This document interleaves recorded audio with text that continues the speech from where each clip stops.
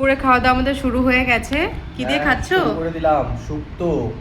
শুক্তো দারুণ করেছো। হ্যাঁ, পোস্ত তো বাটা মাখন মাখন আর দুধ দিয়ে শুক্তো করেছি। এখানে আছে ডাল, সালাদ, আর এই হচ্ছে আজকের স্পেশাল।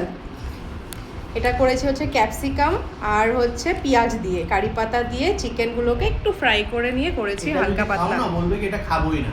এত ভালো হয়েছে?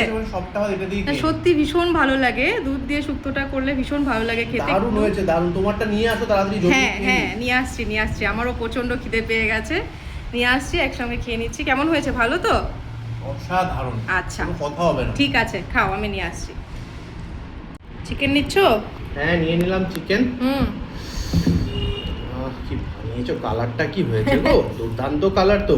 এখানে কালারের জন্য আছে শুধু টমেটো সস আর হ্যাঁ। চিলি সস, অন্য কিছুই না, কোনো মশলা নয়। কেমন হয়েছে একটু খেয়ে বলো। নিশ্চয়ই ভালো হবে।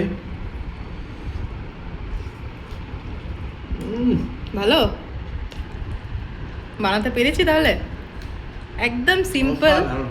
খুব ভালো লাগে খেতে। তো ক্যাপসিকাম ছিল, তো ক্যাপসিকাম আর একটু পেঁয়াজ দিয়েই করলাম আর কি। একটু রসুন কুচিয়ে দিয়েছি প্রথমে, তারপরে হ্যাঁ। কারি পাতা দিয়ে ক্যাপসিকাম পেঁয়াজটা ভাজা ভাজা করে চিকেনটাকে দিয়ে দিয়েছি। এই গরমের মধ্যে করো কি করে এত কিছু?